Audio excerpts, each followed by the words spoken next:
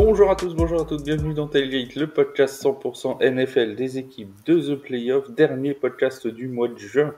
Oui, rassurez-vous, il y en aura d'autres au mois de juillet. Il y a notamment un Tu préfères qui arrive avec Yaya au mois de juillet, ça va être absolument délicieux, mais bref, on aura le temps de vous en reparler.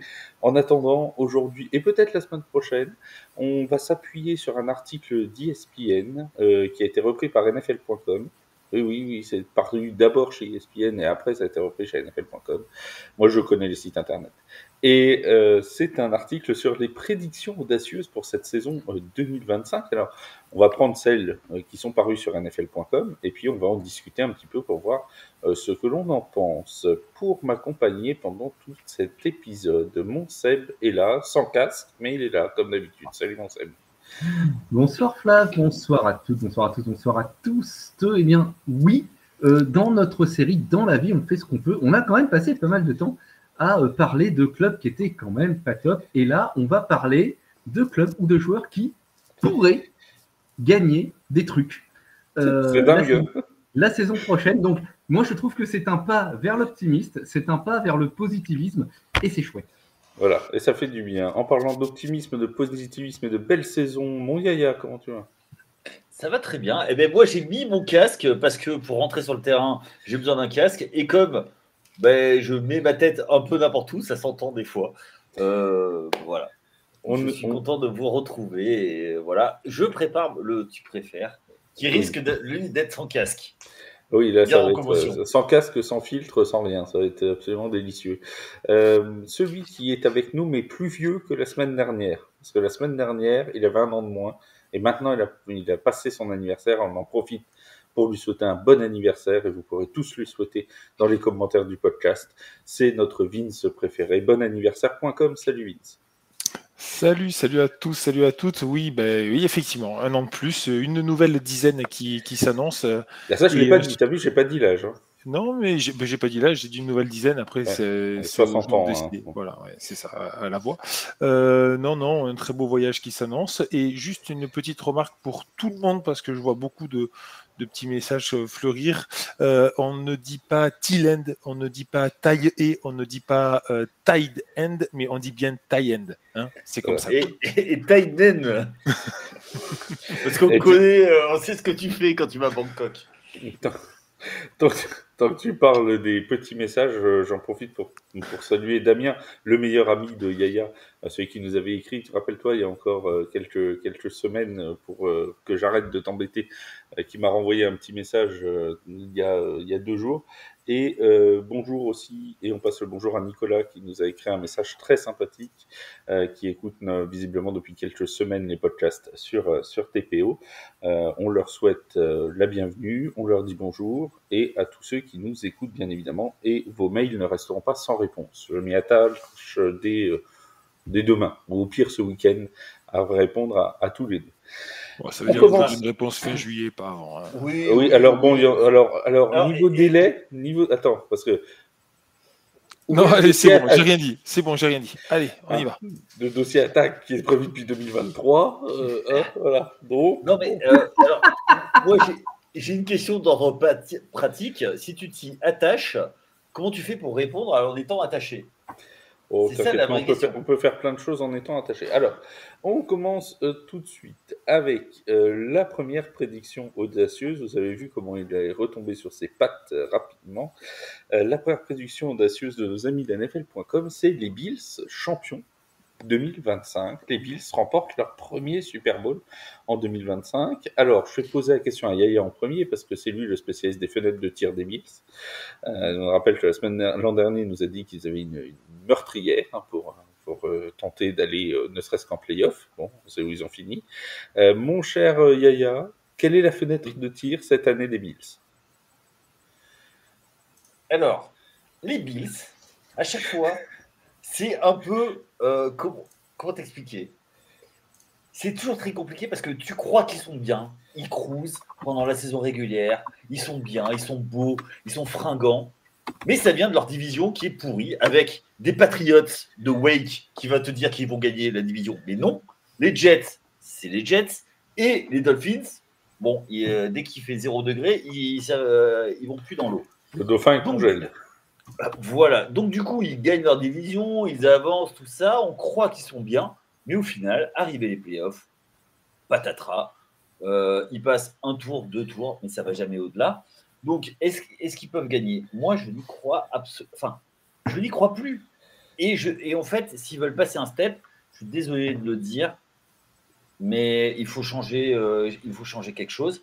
Et l'année dernière, ok, ils ont changé un petit peu leur fusil d'épaule avec James Cook qui est arrivé du côté du running back.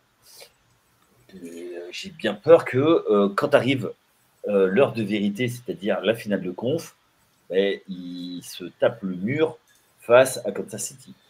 Est-ce que c'est pas, mon Seb, quand même la bonne année pour les Bills? On a un Josh Allen qui est taille MVP, qui est MVP en titre de la saison régulière. On a du talent partout, que ce soit en attaque, que ce soit en défense, un calendrier abordable pour les Bills. Est-ce que c'est pas finalement l'année pour aller chercher la première place de l'AFC et pouvoir enfin affronter par exemple les Chiefs à Buffalo? Ils ont beaucoup de choses pour eux, ces Bills. Déjà, il y a une constance dans l'effectif. Ils ont prolongé beaucoup de leurs joueurs clés, notamment Khalil Shakir qui a prolongé pour 4 ans et qui sortait de sa meilleure saison en 2024, 821 yards, 76 réceptions, 4 touchdowns. Greg Rousseau, en défense, a prolongé également. Il allait entrer dans sa dernière année de contrat rookie.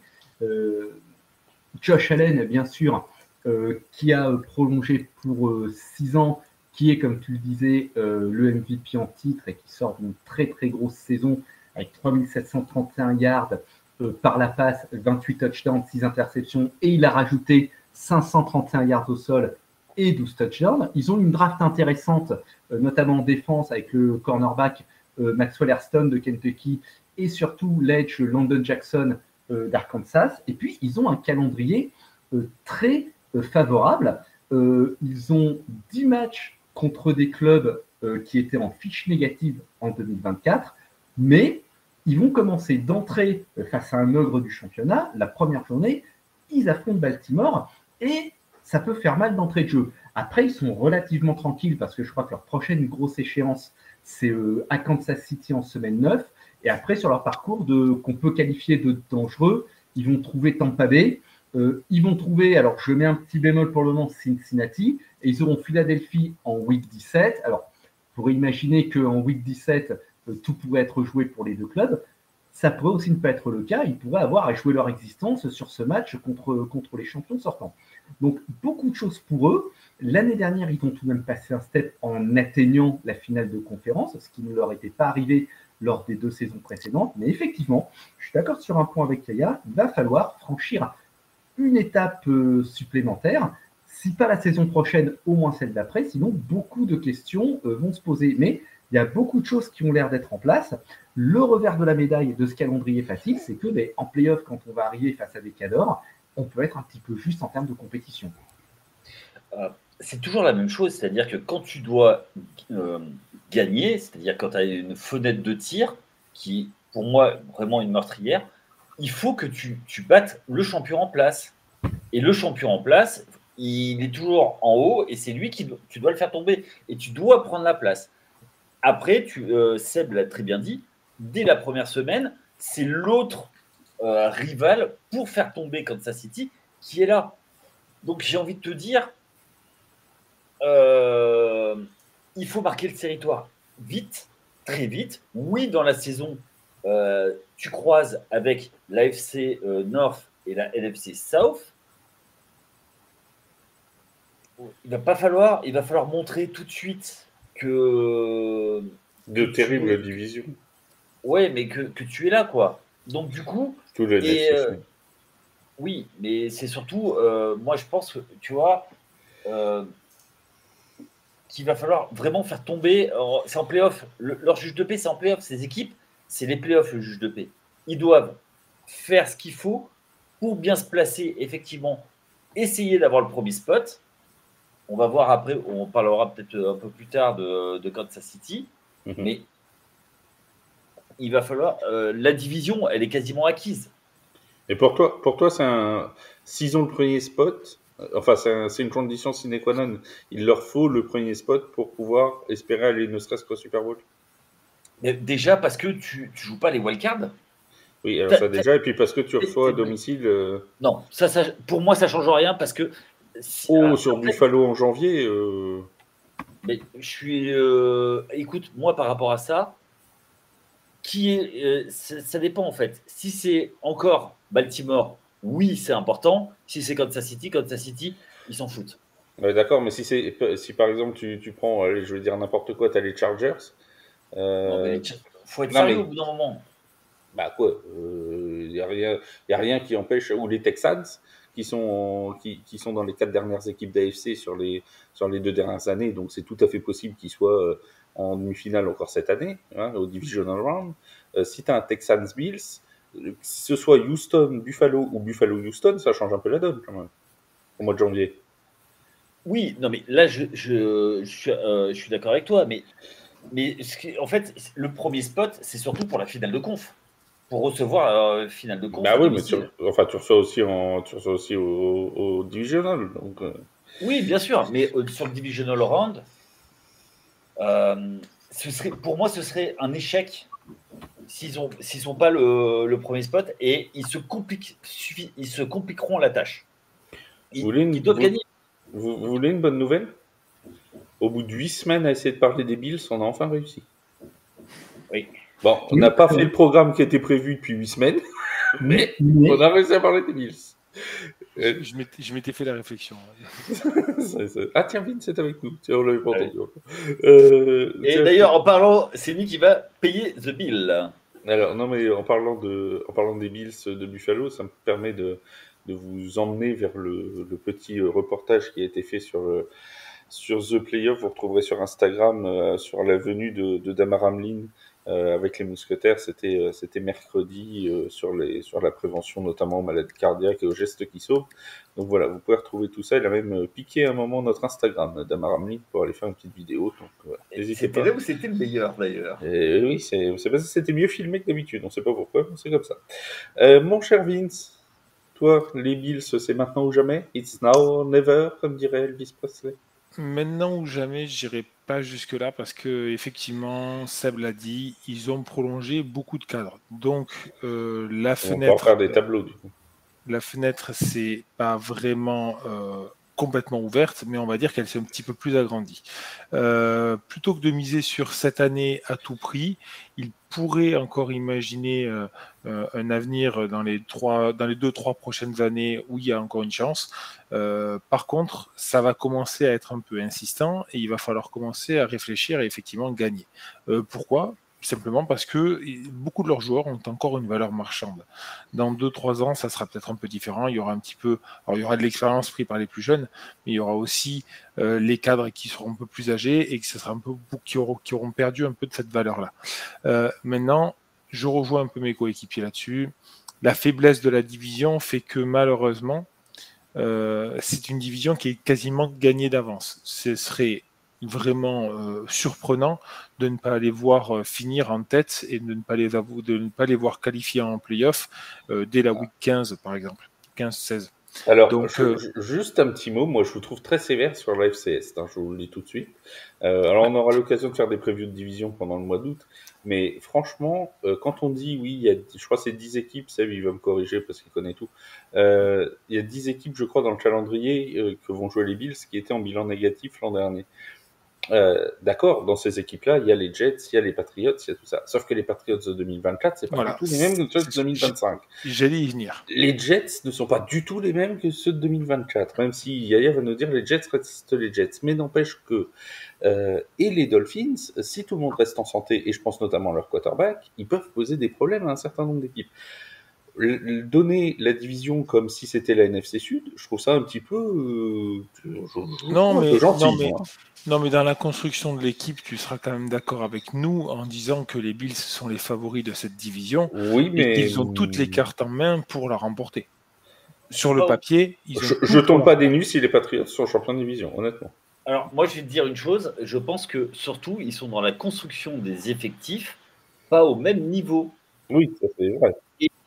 Je suis désolé, mais oui, les Jets sont les Jets. Moi, j'attends qu'une chose, c'est qu'ils se réveillent. Mais regarde, là, ils sont avec une inconnue au poste de quarterback, Justin Fields. Ok, mais est-ce que ça va cliquer? Nouveau coaching staff, est-ce que ça va cliquer? Du côté de Miami, on sait très bien que tous les ans, c'est des mariés et tu lèves le voile, c'est Shrek, quoi. Donc, je suis On désolé. salue la fine équipe s'ils nous écoutent. On devrait être Non, content. mais je suis désolé. Mais c'est pareil, ça m'énerve parce que tu vois, c'est une franchise que j'aime, pour qui j'ai une affection depuis. Mais Papy Yoshi aussi qui est sur notre. Tu les mets pas dans les franchises qui servent à rien, Miami. Je te rappelle qu'on a un très grand fan des Dolphins, Papy Yoshi, qui est sur notre Discord. On va le saluer, tiens. Ben, je le salue. Mais le truc, tu vois, c'est que. Salut-le encore. Salut Papy Yoshi. Mais je suis content. Enfin, c'est une franchise que j'aime bien. Mais malgré tout, ils ont toujours un truc où ça devient dysfonctionnel. Et c'est une équipe qui, au bout du bout, ça gagne pas de match au playoff. Il y a eu combien? Un au 21e siècle, match gagné. Oui, non, mais là, on ne parle pas des matchs de playoff gagnés. Moi, je reviens sur le fait que vous me dites que la division est quasiment gagnée d'avance, limite en week 12. Je suis d'accord avec toi. Je suis d'accord avec toi que sur la construction, les Pats ont fait un grand coup, ont fait une super intersaison. Moi, j'attends de voir aussi si ça clique un peu. Là, on sait très bien que chez les Bills, on sait que ça a cliqué et donc ils ont envie d'y arriver et qu'ils ont le pouvoir d'y arriver puisqu'ils y sont arrivés en tout cas en finale de conf l'année dernière. Maintenant, les Pats, dans 2 ans, on en reparle. Ok, je suis complètement d'accord avec toi. Mais là, cette année, ça serait hyper étonnant de les voir remporter cette division. Ce n'est que mon avis. Il faut quand même certaines certitudes. Et puis, tu vois, nouveau coaching, nouvelle façon de jouer, tout ça. Confirmation de Drake May. Tu vois, moi, je suis pas comme toi. Non, tu n'es pas comme moi. Je te le confirme. Bien heureusement. Tu es plus fin. Tu es plus élancé. Bref, et tu as moins de cheveux. Enfin bon, bref, cela n'est pas le débat du jour. On va passer par contre à l'autre débat du jour, la deuxième prédiction audacieuse, parce qu'on en est déjà à 17 minutes et on avait prévu d'en faire 5. Autant vous dire que ce podcast va se finir à 3h du matin. Ashton Genty, à Seb, bon Seb, t'enchaîneras avec le boulot. Oh là là, on n'est pas ça. Moi par contre, non. Oui, alors arrête de ralentir le lancement, merci. Alors, donc, Ashton Genty, je disais, qui va être particulièrement scruté, le nouveau running back des Las Vegas Raiders. Et nos amis d'NFL.com se disent, et si Ashton Genty était le premier running back de l'histoire, non pas à être, je sais pas quoi, meilleur joueur offensif et tout, non, à passer la barre des 2 milliards. Seuls 9 joueurs ont passé la barre des 2 milliards. Saquon Barkley est le dernier exemple l'an dernier. Personne ne l'a réussi dans son année rookie. Seb, est-ce que je te mets du Ashton Genty à 2 milliards la saison prochaine? Ah, voilà. Vous me tentez, mon brave monsieur, vous me tentez. Alors, je vais essayer de rester raisonnable là-dessus. Pardon, je suis désolé. Ashton Genty, il arrive à Las Vegas tel l'enfant prodigue. C'est 2600 yards courus en 2024 pour Boise State. Deuxième dans la course au Heisman Trophy. Il a également reçu le Doug Walker Award qui récompense le meilleur running back du pays, meilleur running back universitaire. Et il arrive dans un club avec un nouveau head coach qui aime beaucoup le jeu au sol. C'est Pete Carroll. Il y a beaucoup de choses qui sont réunies pour qu'il fasse une très grosse performance, mais on est à Las Vegas, et Las Vegas, la saison dernière, en matière de yards au sol, c'est la 32e équipe de la Ligue. Ce sera difficile de faire pire, et je vais vous rajouter un petit chiffre, cette 32e place, ils l'ont obtenue avec un total de yards gagnés au sol de 1357. C'est tous les gens qui ont couru avec la balle sur les jeux au sol, ils ont fait 1357 yards au total à Las Vegas. Après, il faut tempérer un petit peu ça. Ils sont également la 30e équipe à avoir fait le plus de jeux au sol. Ils sont donc dans le bottom 3 des équipes qui jouent le moins au sol. Donc, Ashton Genty ne pourra que faire monter cette performance parce qu'en plus, c'est un vrai quarterback. C'est un arrière qui est capable de jouer les 3 downs, mais il faut garder en tête que dans l'histoire de la Ligue, il n'y a que 9 joueurs qui ont franchi la barre des 2 milliards. C'est déjà un club qui est très restreint. Aucun rookie, comme tu l'as dit Flav, n'y est parvenu. Et le record pour un rookie, c'est Eric Dickerson avec 1800 yards. Et j'aime autant vous dire, je n'ai pas l'année en tête, mais ça ne nous rajeunit pas. 1983. Voilà, je vais dire début des années 80, 1983. Et en 84, Dickerson, l'année suivante, il passe les 2 milliards. 2105. Donc, que Genty finisse avec un très gros total au sol, certainement. Qu'il soit au moins Offensive Rookie of the Year, je suis prêt à mettre un billet dessus. 2 milliards lors de sa première année, je serai beaucoup plus tempéré. Beaucoup plus mesuré. Est-ce que oui, il fait des blagues Yaya en même temps. Alors bon, enfin c'est pas des blagues d'ailleurs, c'est vrai que. Alors tu l'as dit, le record c'est 1800. Si je m'occupe des blagues de Yaya maintenant, j'ai pas le temps. Le record c'est 1808 yards. Ensuite c'est 1674 la deuxième meilleure performance et 1631 c'était Ezekiel Elliott en 2016. Donc vous voyez, on a que allez, peut-être 4 ou 5 rookies qui ont passé ne serait-ce que la barre des 1500 yards. Est-ce que 2000, Vince, ça te semble, toi qui es de la division d'Ashton Genty, donc qui va te faire rouler dessus 2 fois dans la saison, est-ce que c'est un chiffre qui te semble accessible? Moi, je pense que le gros défaut pour atteindre ce chiffre, c'est que justement, il ne va jouer ou il ne va pouvoir avancer que pour 15 matchs. Il y a 2 matchs dans lesquels il n'avancera pas du tout face à une défense de fer. Donc, contre Kansas City. Ça semble un peu compliqué. Non, trêve de plaisanterie. En fait, les Raiders sont en pleine reconstruction. C'est une reconstruction où ils ont vu l'année dernière un super tie-in arrivé qui a vraiment explosé à son poste.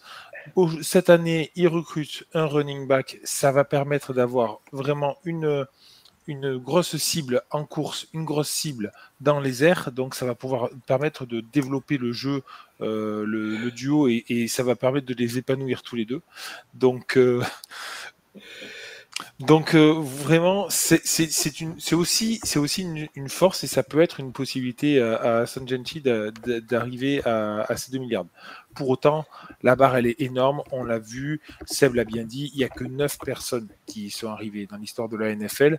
9 personnes sur des gens, la plupart du temps, qui ont des carrières assez évoluées, qui ont la possibilité de travailler derrière des lignes offensives dominantes. Et c'est peut-être là que ça va le plus pêcher, c'est que la ligne offensive des Raiders, elle est certes bonne, moi je la trouve plutôt pas mauvaise en pass protect, par contre en création de blocs pour les running, un petit peu plus de mal. L'avantage c'est qu'on en a parlé, il y a un nouveau coach, un nouveau coaching staff qui va être très axé là-dessus et qui va pouvoir lui permettre de s'épanouir là-dedans.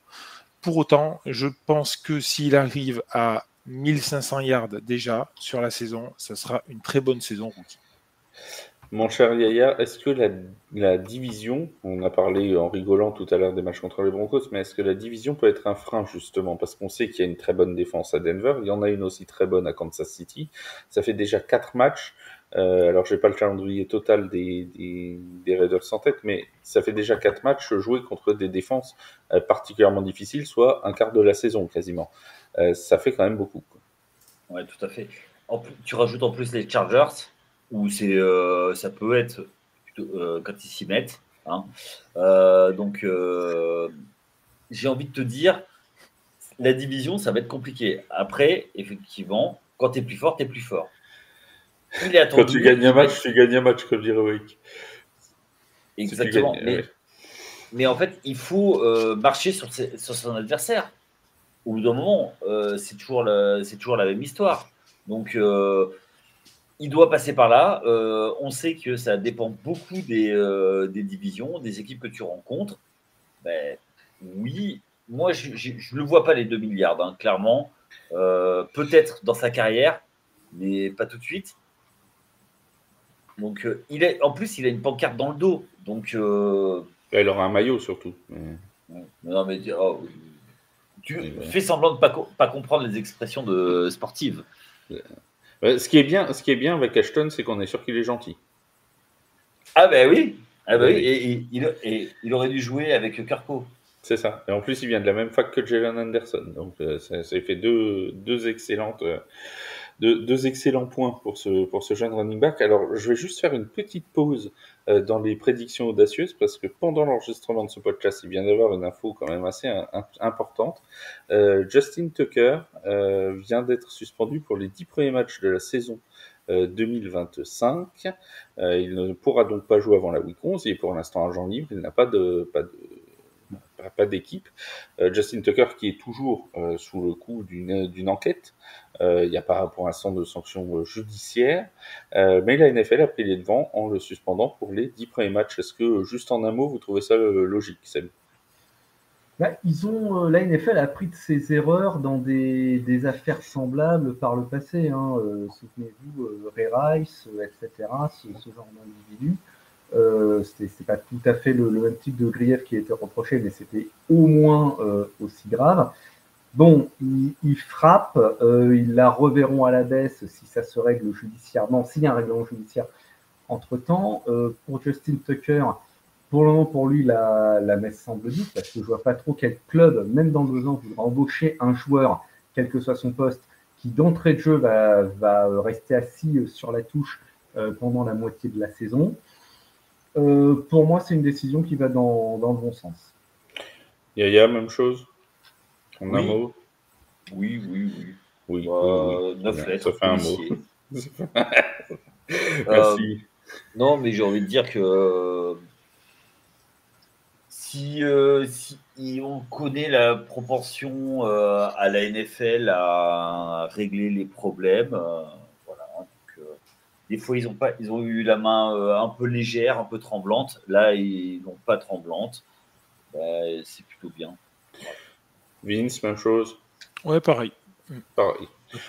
Mais juste une chose, Justin Tucker, il y a de fortes chances pour que la retraite. Fin de carrière. Ça sent la fin de carrière, effectivement.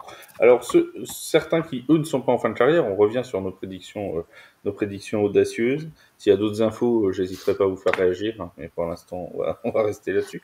Les prédictions audacieuses, et c'est l'une des stats préférées de mon Yaya, alors je lui donnais la parole en premier, parce que tous les ans, quand on fait les previews de division, que nous dit Yaya, de toute façon, la NFC Est, personne n'arrive à la gagner 2 ans de suite. Et si cette année, pour la première fois depuis 21 ans, les Eagles réussissaient le doublé? Ils sont équipés pour. Ils ont tout. Ils ont restructuré les contrats. C'est l'équipe championne. Malgré tout, effectivement, l'incertitude de cette division prête à une sorte de pessimisme pour les Eagles à garder leur titre. Il y a une force vive qui arrive, qui va avoir une année de plus. Alors, effectivement, c'est toujours beaucoup plus compliqué de confirmer. On va voir ce que vont donner les Commanders. Je pense que les Commanders vont essayer d'aller les challenger. Ils les ont challengés l'an passé. Après, malgré tout, je pense que c'est l'équipe qui est la plus aboutie, la plus dans le processus, qui est vraiment qui doit montrer qu'elle n'est pas arrivée là par hasard et doit continuer à gagner. Ils ont un quarterback qui connaît le système, qui sait comment jouer. Il y a du running back. Attention à Saquon Barkley malgré tout, qui est en couverture de Madden. On connaît la fameuse Madden Curse. Je ne lui souhaite pas, mais on la connaît. Ensuite, on ne la souhaite pas à Flo non plus, qui l'a choisi en premier choix de la draft Fantasy The Player. Alors lui, on lui souhaite, mais c'est un peu différent. Mais c'est juste pour Flo, pas pour Saquon. Mais voilà, ils ont tout, ils ont une grosse défense. Voilà, ils ont tout. Malgré tout, je pense que le plus dur, c'est de confirmer. Après avoir gagné, est-ce qu'ils auront toujours faim? Même s'ils régénèrent un petit peu l'effectif, il y a toujours cette question après avoir gagné, est-ce qu'on n'a pas atteint le Graal? Il y a toujours cette question. Et surtout, il y a des jeunes loups derrière, les Commanders, qui ont les dents qui rayent le parquet après une première saison réussie de Jason Daniels et d'un nouveau management. J'ai entendu Jason Daniels, c'est moi? Oui. Oui, bon, Jaden, bon, bref, peu importe. Oui. On va lui changer son prénom, François. Alors, Vince, qu'est-ce que. Il y a François qui vient donc de nous parler des Commanders. Est-ce que toi, il y a d'autres équipes que tu penses dans cette division pouvoir être dangereuses? Est-ce que Dallas, par exemple, pourrait renaître de ses cendres? Bon, l'autre équipe, on sait très bien que ça n'arrivera pas, mais Dallas ou les Commanders, ça représente pour toi un vrai danger pour les Eagles? Alors, je suis content que tu parles de Dallas parce que, effectivement, on pourrait très bien résumer cette division à un duel entre les champions sortants. Mais en fait, c'est un cruel. Oui, c'est un truel. Et les autres qualifiés des playoffs de l'année dernière, qui sont les Washington Commanders. Déjà, pour répondre sur les Washington Commanders, je pense qu'avec cette année en plus, ça va être l'année aussi de la confirmation pour Jason Daniels. C'est une année où il va être scruté, où les coordinateurs défensifs connaissent son jeu, savent comment il joue, savent comment cet entraîneur joue avec ce QB. Donc, ça va être un petit peu plus difficile pour lui de mettre son jeu en avant. Clairement, on le sait sur les deuxièmes années, ça arrive souvent. Par contre, je vais attirer aussi le regard sur Dallas. Dallas est une bête blessée, une bête vraiment blessée, profondément, qui a une fanbase qui reste encore très soudée derrière son équipe. Alors, soudée, mais ça peut vite dégoupiller aussi, je suis bien d'accord. Pour autant, ça fait très longtemps que Dallas n'a pas fait 2 saisons mauvaise d'affilée. Mais quand je dis mauvaise, c'est sans atteindre les playoffs, où ils sont ridicules, où ils se trompent complètement. L'année dernière, ils ont été minés par les blessures. Je ne les vois pas faire une saison aussi calamiteuse que l'année dernière. Et très franchement, j'espère pour la NFL qu'ils arriveront à faire beaucoup mieux que l'an dernier. Voilà. Après, ils ont tout ce qu'il faut, ces Eagles, pour être champion de division, pour maintenir. Attention à Saquon Barkley. Il a atteint les 2 milliards l'année dernière. Est-ce que son objectif, ça va être de le faire sur 2 saisons d'affilée? Ça peut être un objectif personnel très fort. Mais sinon, il va falloir faire attention à ne pas trop redescendre. Et oui, je n'ai pas dit les Washington Redskins. Oui, mais c'est parce qu'il n'arrive pas à le dire, en fait. Je me suis préservé. J'ai bien dit les Commanders. T'as pas dit la football team. J'ai pas dit les Redskins. Oh, bref, bon, tant pis. Bon, Seb, qu'est-ce que j'allais dire? Oui, les Eagles de Philadelphie qui ont... donc, on a parlé de Saquon Barkley et tout ça. Ils ont quand même eu quelques pertes en défense dans cette intersaison. Ils ont Kellen Moore, leur coordinateur offensif, qui est parti coacher les Saints. Bref, il y a quand même quelques petits ajustements à faire dans cette équipe. On va pas retrouver exactement l'équipe de 2024. Et est-ce qu'elle sera aussi dominante? Est-ce que tu la vois être championne de division? Effectivement, comme tu l'as dit, ils ont quand même enregistré pas mal de départs, notamment en défense. Brandon Graham qui prend sa retraite, Josh Sweat qui part à Arizona, Bryce Huff qui part à San Francisco, Darius Slay qui part à Détroit. Néanmoins, ils ont gardé un cœur dans ce groupe défensif. Zach Bond, Jalen Carter sont toujours là. Et puis le duo de defensive back, Quillian Mitchell et Cooper DeJean, sont toujours ici. Tu parlais de l'offensive coordinateur. Moi, je pense que la transition avec Kevin Patullo, elle devrait quand même être assez fluide, justement parce que là aussi en attaque, il y a toujours ce cœur de groupe de joueurs qui est là avec Barclay Brown et Jalen Hurts.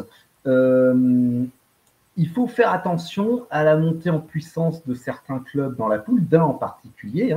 Moi, je pense à Washington, aux Commanders, qui pourraient peut-être commencer à contester la suprématie des Eagles qui semblent se dessiner. Et alors, je voyais aussi revenir l'argument du Super Bowl hangover, de la gueule de bois post-Super Bowl qui atteindrait les vainqueurs. Et là, donc, il a fallu que je fasse des recherches, forcément. Parce que quand on parle de rumeurs, de mythes, etc., moi, ça m'intéresse. Alors, parce que tu es un journaliste accompli, c'est pour ça. Mais parce que je suis un grand professionnel, monsieur. Je n'ai pas de casque. Et que toi, tu sais chercher sur Internet, en plus. Donc ça fait voilà, et ouais, je connais des sites en .com et tout, c'est un truc de fou. Alors, dans les faits, c'est le Super Bowl hangover. Il faut le modérer un petit peu, parce que dans les faits, le record moyen des clubs qui ont gagné un Super Bowl l'année suivante, c'est 11 victoires et 5 défaites. Donc, c'est loin d'être honteux. 71,2% des équipes concernées atteignent les playoffs, 25% retournent au Super Bowl et 13,5% l'ont remporté 2 fois d'affilée. Donc, s'il y a des gens dans la NFCS qui comptent sur la gueule de bois post-Super Bowl, je ne mettrai pas tout mon argent là-dessus. Et puis pour rajouter, la meilleure saison d'un club après une victoire en Super Bowl, c'est Green Bay en 2011 qui fait 15-1. Et les pires saisons après un Super Bowl, alors il y en a 2 qui sont un petit peu exceptionnelles. Il y a San Francisco en 82 qui fait 3 victoires et 6 défaites, mais c'est une saison qui est raccourcie par une grève des joueurs. Il y a les Giants en 87 qui font 6-9 et là aussi il y a une grève de joueurs. Et sinon, je suis désolé Vince, c'est Denver qui fait un 6-10 après sa deuxième victoire consécutive. Mais quelle bande de peine. Je suis désolé, c'est tombé sur eux. Donc, les Eagles peuvent-ils le conserver? C'est peut-être ceux qui en sont le plus proches sur les 20 dernières années, en raison de la relative stabilité que j'ai évoquée. Mais attention à la montée en puissance de Washington, et puis aussi attention à autre chose, c'est que dans cette NFCS, tous les matchs sont des rivalités qui sont toujours très très disputées. Une fois de plus, la NFCS c'est toujours même quand ils sont dans une année basse, c'est une poule en son sein qui est toujours extrêmement compétitive, et tous les matchs quasiment sont des matchs pièges. Et même avec et je te donne la parole tout de suite, Yaya, et même en plus avec le calendrier, parce que tu vas voir Dallas, par exemple, qui va croiser contre des équipes nettement moins fortes quand c'est en interdivision, forcément, puisque on finit 3e de la division et Philadelphie premier, donc ça peut jouer aussi sur la force du calendrier. Oui, mon Yaya, tu voulais dire quelque chose? La parole est à Yaya. Je voulais juste préciser quelque chose. Merci. De mémoire, le Super Bowl hangover, c'est surtout le perdant du Super Bowl. C'est souvent le perdant, mais les stats de Seb étaient particulièrement intéressantes. Ah oui, tout à fait. Mais c'était juste pour préciser pour nos éditeurs. Je trouve que les stats étaient plus intéressantes que l'intervention d'hier. Oui, tout à fait. Je t'emmerde. Mais vraiment, mais c'est quoi? Mais Flamme, je t'emmerde. Voilà, c'est dit. Voilà. Et bip. Donc, ce que je voulais dire, c'est que cette année, effectivement, c'est les mieux placés, effectivement, parce qu'ils savent gagner, tout ça. La seule chose, c'est l'excès de confiance qui, effectivement, dans cette division, les équipes se renforcent partout. Donc c'est une division qui est particulièrement compliquée en son sein. Et effectivement, c'est une division où il y a le plus de rivalité. Et c'est tout le monde a gagné au moins un Super Bowl. Vince, tu voulais dire quelque chose aussi? Mais tout le monde a au moins gagné 2. La même chose que Yaya. Effectivement, c'est bien le finaliste le perdant de ce Super Bowl dont on parle de gueule de bois. Le dernier exemple en date, Seb, tu es bien placé pour le savoir, mais les Niners qui avaient fait un Super Bowl que tout le monde voyait revenir. Et voilà. Patatras l'année d'après, alors à cause de blessures certes, mais c'est vrai que c'est beaucoup plus fréquent de la part du perdant du Super Bowl. Pour information, j'ai Christian McCaffrey dans ma fantasy cette année, donc merci. Oui, il va faire une super saison, j'en suis sûr. De ne pas se blesser, ce serait sympa. Je Brandon Ayuk aussi, quand on parle des 49ers, ça peut être sympa. Bref, on n'est pas là pour parler fantasy, même si c'est un sujet sans aucun doute passionnant. C'est pour ça que tu es en cosplay là, tu es en Sailor Moon sur ce podcast. Ah, d'accord. Tout à fait. Les amis, on passe à la 4e et avant-dernière prédiction de ce podcast. Ça va intéresser particulièrement Vince, puisque nos amis d'NFL.com se disent et si Kansas City, alors peut-être que Kansas City pourrait ne pas être champion de division cette année. Et pourquoi ce serait pas les Broncos de Denver? Alors nous, on a tous la réponse de pourquoi ça ne le sera pas, mais chez NFL.com, ils se posent la question et je vous propose tous ensemble d'allumer vos phares et d'entrer dans un tunnel Broncos. Vince, à toi la parole. Eh bien, je vais vous surprendre, mais moi, j'y crois pas une seconde. Vraiment. Si même toi, tu n'y crois pas, nous non plus. Ah non, mais je n'y crois pas. Or, on a parlé de gueule de bois du Super Bowl. Peut-être qu'ils l'auront, allez savoir. Après, ils ont quand même l'expérience. ils ont quand même l'expérience pour. Les oui, Chiefs, mais- je croyais les oui. Broncos. Mais oui, les Chiefs, ils ont quand même l'expérience pour rebondir, ces Chiefs-là. Donc, il n'y a pas beaucoup de choses qui changent chez eux en termes de coaching staff, de tête pensante ou de tête attaquante. Donc, voilà, je me fais pas beaucoup de soucis pour eux. Par contre, ça me surprend beaucoup qu'on mette pour supplanter ces Chiefs en AFC West les Broncos. Dans ma tête, je vois encore les Chargers au-dessus. Tout à Très l'heure, quand franchement. j'ai parlé des Chargers en playoff, j'ai eu des cris d'orfraie en me disant Mais, non, pas mais- les mais- Chargers. mais pas de moi. Je vois les Chargers encore un peu au-dessus. La défense des Broncos est certes, je pense, élite, voire peut-être une des plus grosses dominantes de la NFL. C'était le cas déjà l'année dernière. Ils se sont super renforcés. Par contre, en attaque, ça reste flou. On en a parlé. La deuxième année des quarterbacks, c'est quelque chose qu'il va falloir maîtriser. Bonix, il a fait une super saison l'année dernière, mais on ne sait pas ce que ça va devenir. Je ne sais pas si ça sera le franchise QB, je l'espère. Pour autant, rien n'est sûr actuellement. La deuxième saison est un juge de paix, un juge de certitude. J'attends d'avoir un peu plus d'informations, mais je ne vois pas les Broncos champions de division dès cette année. Ça va être un duel à 3, oui, je pense, avec potentiellement les Chiefs un peu devant. Mais le dernier match, tout à l'heure en off, vous m'avez un peu rionné, mais le dernier match entre, les, Broncos, entre les Broncos et les Chargers à Mile High le 4 janvier sera certainement décisif pour l'accession aux playoffs. Et j'en rêve de ce match. Non. Alors attendez, je demande un temps mort technique et mon Seb va m'aider à replacer le contexte qui est celui-ci. Il faut savoir que la formidable épouse de notre cher Vince a offert pour l'anniversaire. Ben oui, c'est ce que je viens de dire. A offert pour son anniversaire une place pour aller voir, ou 2 places, ou je ne sais pas, bref, le nombre de places, on s'en fiche. Elle est fabuleuse, donc elle m'en a offert qu'une. Voilà, une place, comme ça il ira tout seul, en même temps vaut mieux voir cette catastrophe tout seul, pour le match entre les Broncos et les Chargers. Et il arrive dans le podcast en nous disant, en off, je vais aller voir le match décisif pour les playoffs. Ce à quoi, nous avons juste dit, c'est-à-dire que c'est pas gagné encore les playoffs ni pour l'un ni pour l'autre à ce moment-là, c'est tout. Non, mais on a juste dit ça. Mais non, mais bon. Moi, à mon sens, on sera pas loin. On sera pas loin de ça. Les deux vont être à 5-12. Et donc, ce match-là risque d'être en tout cas très important. Donc voilà. Ce sera pour avoir je m'enflamme. Je n'atterris plus depuis que j'ai reçu ce bout de papier imprimé. Donc voilà. Et par contre, l'accréditation qu'on t'a fait pour aller voir la NFL à Londres, tu t'entends pas de le coquillard, on n'a même pas merci. Mais bien sûr alors, que non. Mon Seb, les Broncos de Denver, du coup, t'y crois ou t'y crois pas? J'ai envie d'y croire. Disons, il y a une chose qui est certaine, c'est que je pense que dans cette AFC West, il y a en fait plus de prétendants qu'on le pense qui pourraient commencer à bousculer cette mainmise des Chiefs sur la division. On a parlé de Denver et ils ont des arguments. Ils ont fait une nette montée en gamme depuis 2 saisons, en particulier la saison dernière, qui a vraiment été l'année 1 de Sean Payton, qui a pu imprimer sa marque sur l'équipe avec son quarterback, avec un Bonix qu'on n'attendait pas à un tel niveau aussi tôt, du moins. Mais n'oublions pas un point, c'est que toujours dans cette division, les Chargers étaient devant en 2024.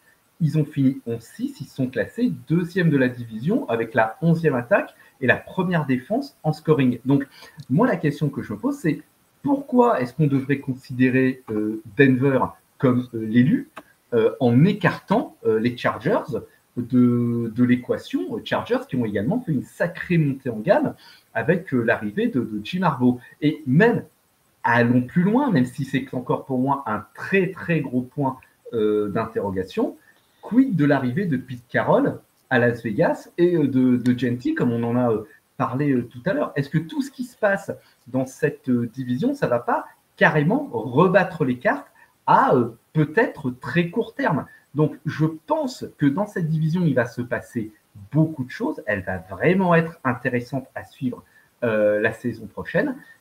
Denver a une carte à jouer. Est-ce qu'ils seront les seuls élus? J'en suis pas sûr. Moi, je pense que juste pour répondre sur le pourquoi Denver plus que les Chargers, je pense qu'il y a vraiment une hype aux États-Unis sur cette équipe de Denver, sur la construction de cette équipe. Et voir Sean Payton réussir ailleurs qu'aux Saints dans une équipe qui était en reconstruction, voir ce qu'il arrive à faire et voir Bonix qui est un peu issu de nulle part parce qu'il y a, enfin, ok, c'est un premier tour de draft, mais personne n'attendait à ce niveau-là. Je pense qu'il y a beaucoup de monde qui est un peu hype par cette équipe. La défense, on le dit, hein, souvent on dit l'attaque fait gagner des matchs, la défense fait gagner des titres. Si c'est le cas, en tout cas, Denver s'est bâti une équipe pour gagner des titres parce qu'ils ont une défense de fer. Tout le monde en est convaincu et tout le monde est impatient de voir ça. Après, je te rejoins beaucoup sur les Raiders. J'en ai pas parlé moi aussi parce que je les classe, en tout cas cette année, j'y crois pas. Mais la construction va être intéressante à voir. En tout cas, ils ont deux superbes armes offensives. Et pour une fois, dans les deux, il n'y a pas le QB. Donc c'est intéressant à voir. Yaya, ton regard là-dessus. Je suis assez d'accord avec tout ce qui a été dit. Les Broncos, oui, ils sont hypés parce que c'est une place forte de la NFL. C'est une équipe dans les années 80-90 et un petit peu après qui est revenue, qui est capable de faire des éclats. Du côté du coaching staff, Sean Payton est un grand coach qui a gagné avec une petite franchise. Donc, qui est quand même pas mal hypé, qui met sa patte là-dessus. Et il y a aussi le fait que, on n'en a pas parlé, mais les Chiefs ont pris une raclée au Super Bowl. Donc, dans l'inconscient collectif, on se dit « Ah, c'est fin de cycle, ah, c'est ça ». Donc, d'où, à mon avis, le titre accrocheur pour ça. Mais je suis d'accord aussi avec mes camarades sur les Chargers qui étaient en avance. Mais attention, les Chargers, c'est souvent, attention, roulement de tambour, sur courant alternatif. Ils ont souvent alterné les bonnes saisons, souvent à plus de 10 victoires, voire à 11. Et après, ils ont chuté quand on les attendait. Ils ont fait beaucoup de recrutements ces dernières saisons, notamment le régime précédent à Harbaugh. On pensait qu'ils allaient décoller, qu'ils allaient être vraiment le concurrent de Kansas City, mais Kansas City était dans son momentum. Aujourd'hui, avec cette défaite au Super Bowl, beaucoup pensent que la superbe de Kansas City est un peu passée. L'ultra-domination de Kansas City sur cette division est passée. Je ne suis pas encore de cet avis. Comme je disais tout à l'heure, quand on est champion, il faut être éjecté de son trône.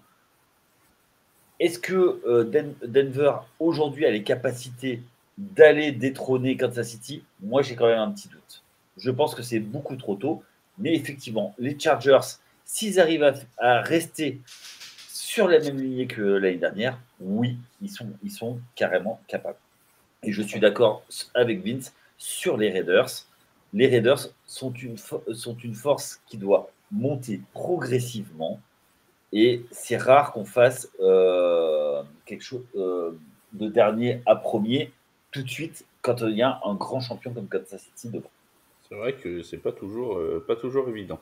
Joe Burrow, passons aux Bengals de Cincinnati. Tiens, d'ailleurs, les Bengals qui ont signé un nouvel accord pour leur stade et donc ils resteront à Cincinnati jusqu'en 2036, voire même jusqu'en 2046, puisqu'il y a 10 années en option supplémentaire, donc sûr jusqu'en 2036 et peut-être même d'ores et déjà jusqu'en 2046, ce qui fait quand même un sacré bail encore pour les Bengals à Cincinnati. Les Bengals, donc, qui vont jouer cette saison, on l'a dit, avec une attaque qui a été massivement, non pas renforcée, mais prolongée cette année et à grands coups de millions de dollars.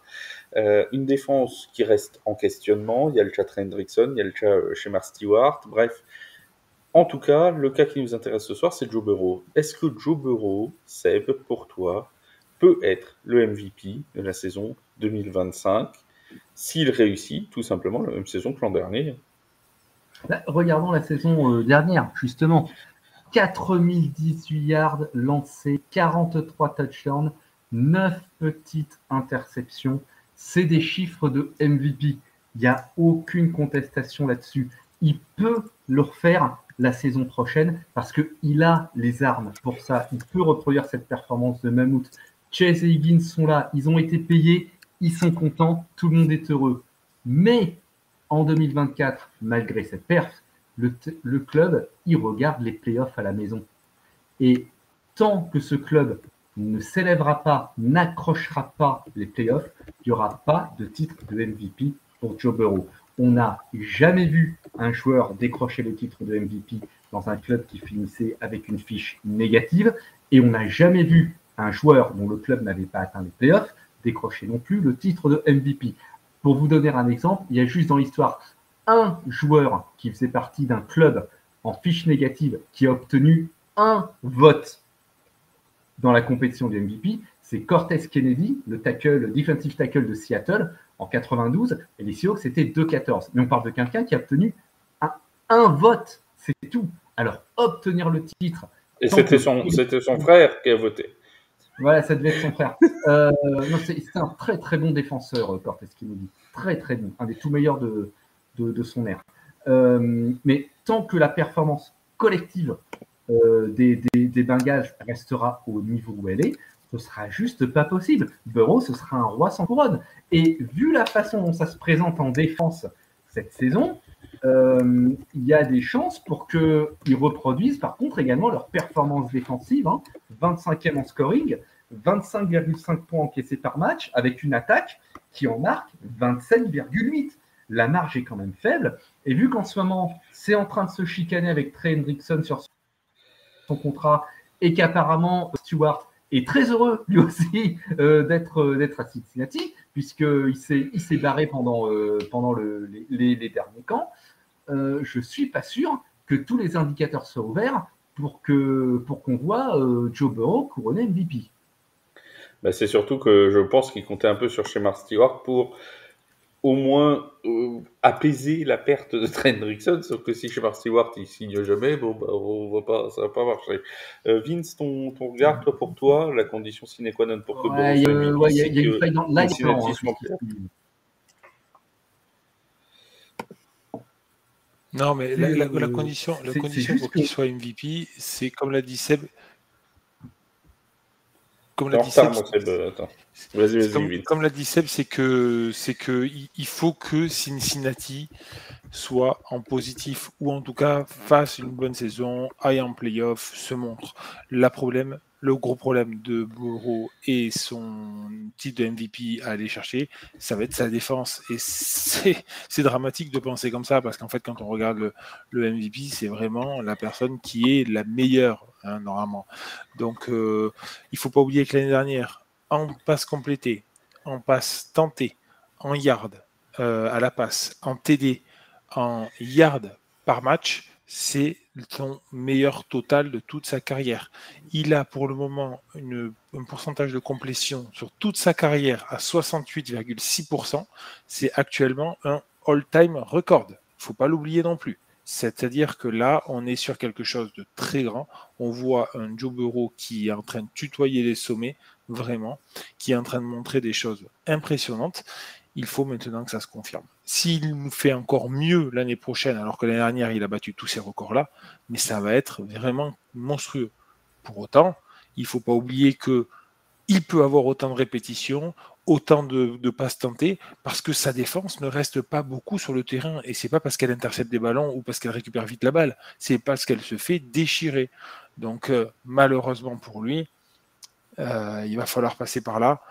Et je ne suis pas sûr que ça prenne le bon chemin pour qu'il ait au moins une place en play-off, parce que sa division, on la connaît, elle est hyper compliquée, et on ne lui a pas donné d'armes défensives pour tenir. Vous verriez, c'est dommage qu'on ne soit pas en live, parce que depuis que j'ai dit qu'on allait parler de Joe Burrow MVP, il y en a un qui fait une tête, mais alors, le yaya, j'ai l'impression que soit il s'est mis dans le noir tellement. On dirait Aaron Rodgers dans sa grotte. Tu vois. C'est vraiment un truc. Il a envie de disparaître. Je crois qu'il n'a pas envie de nous en parler, mais on va lui en faire parler quand même. Alors, son Joe Burrow MVP, il a retrouvé la lumière au moment de prendre la parole. Tout à fait. C'était un effet de manche, à mon avis. C'était un truc pour. Non, je n'ai pas de manche, je suis en t-shirt. C'est déjà mieux toi que Wade qui était tout nu lors du dernier pod. Vas-y. Oui. Bon, Oui, je sais pas ce qui est le mieux. Bon, enfin, bon, bref. Je crois que mes collègues ont tout dit. J'ai un gros problème avec Joe Burrow, mais qui n'est pas avec Joe Burrow, qui est avec les Bengals. Les Bengals sont en train de gâcher ce talent. C'est-à-dire que j'ai l'impression qu'il fait des stats, qu'il fait tout, mais tant qu'il ne gagnera pas, et donc il a été au Super Bowl, il a perdu. Mais là-dessus, Joe Burrow, il a une franchise qui est dysfonctionnelle. On a parlé de la défense. Si il n'est pas sur le terrain, que la défense se fait déchirer, il peut être aussi bon qu'il est, à un moment ou un autre, il ne pourra pas tout faire, tout gagner tout seul. Donc, ou alors, les Bengals ont décidé de marquer plus de points que l'adversaire, mais au bout d'un moment, il n'y a pas beaucoup de mémoire, il n'y a pas beaucoup d'équipes qui ont fait ça. À un moment où il y avait toujours une défense qui arrivait à arrêter l'équipe adverse. Donc, Joe Burrow, tant qu'il n'ira pas en playoff, tant qu'il n'amènera pas son équipe haut en playoff, c'est-à-dire au moins dans le top 3, le titre de MVP, c'est à oublier. Parce que il faut, most valuable, c'est celui qui est le meilleur joueur et surtout qui apporte le plus à son équipe. Donc, oui, il apporte beaucoup, mais il ne fait pas gagner. Et la finalité, c'est quand même de gagner, sauf pour certains où il vaut mieux faire des stats contre en saison régulière et pas gagner des Super Bowl. Mais ça, c'est un autre débat pour un autre jour. Ça, il va repartir avec son tunnel à lui. On a évité le Broncos. Je n'avais pas dit d'enlever vos phares parce qu'il risquait d'arriver à tout moment. Bon, d'ailleurs, c'est chose faite. Oui, je tenais juste à dire une petite précision par rapport à ce qu'a dit Yaya. On dit que les Bengals gâchent ce talent brut. Oui et non. Oui, parce que pour moi, ils ne lui donnent pas l'opportunité d'aller gagner quelque chose en sabordant leur défense. Par contre, ils lui permettent d'avoir 2 joyaux au poste de receveur qui lui permettent de s'exprimer et d'avoir une qualité de receveur et donc une quantité d'opportunités à qui donner les ballons à des personnes assez libres, assez ouvertes, vraiment importantes. Et ça y joue. Ouais, alors juste une chose, je veux réagir là-dessus. Il y a aussi une chose, c'est que dans la construction de l'équipe, Joe Burrow, il a pris le maximum qu'il pouvait. Oui, mais ça d'accord. Et tu vois, juste un truc tout bête, depuis le début de sa carrière, il prend sac sur sac. Là, il a encore pris 48 l'année dernière. Les premières saisons, c'était à plus de 60. Alors, ça va un peu mieux. Mais au bout d'un moment, gars, restructure ton contrat. Qu'est-ce qu'il a fait, Mahomes? Il restructure tous les ans pour mettre des joueurs, notamment en défense, notamment sur la ligne. Au bout d'un moment, en fait, si tu veux, les torts sont partagés, je pense. Mais fais en sorte d'être bien entouré, parce que de dire, ok, moi j'accepte une baisse de salaire, j'ai pas besoin, ok, il s'est acheté une Batmobile, super, mais à part ça, mais après, le but du sport, c'est de gagner le championnat. Si tu bloques ta franchise parce que tu veux gagner des millions, et il n'y a pas que lui, hein, il y en a d'autres, du coup, regarde ce qui se passe, du coup, tu regardes les autres en play-off. Et renforcer la ligne, mettre en place une défense, des fois, c'est peut-être. Et gagner un titre, c'est peut-être bien mieux que de gagner des millions et rien gagner au final, quoi. J'en profite pendant que tu parles de Joe Burrow pour rappeler qu'il sera à l'affiche de la saison 2 de Quarterback sur Netflix, saison qui commencera le 8 juillet, si vous êtes abonné à la plateforme de streaming. Voilà, n'hésitez pas. Alors je crois qu'il y a Joe Burrow, il y a encore Kirk Cousins là. Oui, il y a encore Kirk Cousins et il y en a un troisième dont le nom m'échappe. Oui, et je ne sais plus qui c'est, mais lui aussi. C'est pas Jared Goff. Si, c'est Jared Goff. Si, c'est Goff, ouais. C'est Jared Goff, exact. Meilleure mémoire que moi. Oui, bah, oui, voilà. Alors, ça aurait été Vince, j'aurais mis un carton, mais là, parce que c'est ça, je suis sympa.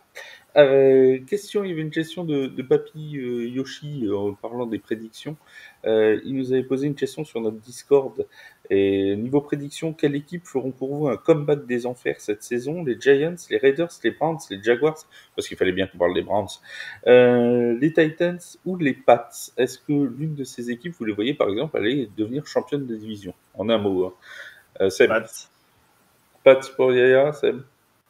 Je te rappelle la liste. Giants, Raiders, Browns, Jaguars, Titans ou Pats? J'aurais tendance à mettre une pièce sur les Pats. Alors, champion de division, peut-être pas, mais comeback des enfers, vu ce qu'ils ont traversé les 3 dernières saisons, ça ne m'étonnerait pas. Gros pas en avant, tout ça à prévoir pour eux. C'est peut-être l'équipe qui a le plus de chance avec les Titans, peut-être. Alors, chez Titans, il y a peut-être quelque chose à voir de ce côté-là, mais je suis d'accord. Les Titans, c'est peut-être la faiblesse de la division qui leur permettra de remporter un titre de division. Donc, si les Pats commencent vraiment à bien marcher en début de saison, ça va rehausser. Oui, ça peut cliquer. Pour la FCS. Ah oui, ça peut cliquer. Voilà. Ça peut piquer et tu vas avoir Miami qui est un petit peu sur ses ergots, qui va être de plus en plus méfiant. Et peut-être Buffalo, justement, qui va regarder ça avec le regard de côté en se disant attention, il y a quelque chose qui arrive là sur notre gauche. Alors, des ergots de dauphin, moi, j'en ai jamais vu. Mais non, c'est très rare. C'est les dauphins. Il n'y a que à Nice. C'est les dauphins de Nice. Les fameux dauphins de Nice qu'on sait. Les fameux dauphins de Nice, voilà, eux aussi. Et t'as vu, la boucle est bouclée. C'est absolument parfait. Mais quel professionnel! C'est presque du génie à ce point-là. Auditeur à voir en direct, c'est impressionnant. Oui, c'est impressionnant. D'ailleurs, venez à Bobin, on fera un pas podcast le 13 juillet, si vous voulez voir ça en direct. Qu'est-ce que je voulais dire? Nous allons revenir avec d'autres prédictions audacieuses pour un épisode 2. Ça, c'était la première partie. Il y aura une deuxième partie sans doute la semaine prochaine, parce qu'on en a encore 5. On doit parler de Caleb Williams, on doit parler de tout ça. Bref, il y a encore plein de choses à dire. Vous allez voir, c'est très sympathique. Mais avant ça, je voulais vous donner le programme global, parce que la semaine prochaine, vous n'aurez pas 1, vous n'aurez pas 2, vous n'aurez pas 3, mais vous aurez 4 épisodes de Tailgate. Et oui, les amis, on ne s'arrête plus. Alors, on va faire le programme d'abord du week-end en foot américain, puisqu'il y a 2 gros événements à venir à 18h. Samedi, finale du championnat de France de D1, 29e casque de diamant entre les Black Panthers de Thonon-les-Bains et l'Iron Mask de Cannes. Ce sera commenté par Flo, par Bijak et par Wake, qui sera l'homme de terrain de cette finale du championnat de France. Ce sera diffusé sur la 3FA TV et sur Sport en France. C'est 18h, donc samedi en direct de Chambéry. 16h25 dimanche, les Mousquetaires de Paris seront en déplacement à Cologne pour la 7e semaine de LF. On vous recommande d'arriver dans les 10 premières minutes du match, puisque à la fin du premier quart-temps, le match sera sans doute déjà plié en faveur des Mousquetaires. Donc, n'hésitez pas à venir assez rapidement si vous avez envie d'avoir un minimum de suspense. Ne ratez pas les 2 premières minutes de la rencontre. Ensuite, lundi à 21h30, nous serons en live pour justement débriefer cette rencontre entre Cologne et les Paris Musketeers. Mardi, nous allons enregistrer un podcast qui sera diffusé du coup mercredi. Ça reviendra sur l'ensemble de la finale de D1 du 29e casque de diamant. Nous aurons un podcast aussi qui paraîtra jeudi matin. Ce sera le podcast NFL avec, bien évidemment, la suite de ces prédictions audacieuses. Et vendredi, le petit nouveau de la famille Tailgate, ce sera Tailgate NCAA. Flo et toute son équipe qui vous présenteront, qui commenceront les previews de la saison universitaire. Voilà pour le premier épisode du Tailgate NCAA. Ce sera vendredi de la semaine prochaine. Donc vous aurez donc 4 Tailgate la semaine prochaine. N'est-ce pas une bonne nouvelle, les amis? Formidable. Il en reste bouche bée. C'est incroyable. Il nous en reste 3 à trouver et on fait toute la semaine. Donc il y a un épisode par jour. Encore 3 et on est bon. On va faire un Tailgate Fantasy, un Tailgate machin. C'est là qu'on voit que notre plan de domination du monde est en train de se dérouler absolument sans accroc. Sans accroc, c'est sans accroc. Et pourtant, je ne suis pas content. Mais Ça se déroule sans accroc. Allez les amis, c'est là-dessus qu'on se quitte. Je vous dis un grand merci Seb, merci Yaya, merci Vince d'avoir été avec moi. Et bien merci bien évidemment à tous nos auditeurs de plus en plus nombreux de nous écouter et d'être avec nous toutes les semaines. Salut les gars, salut tout le monde, portez-vous bien. À la semaine prochaine. Ciao, ciao. Ciao. Ciao.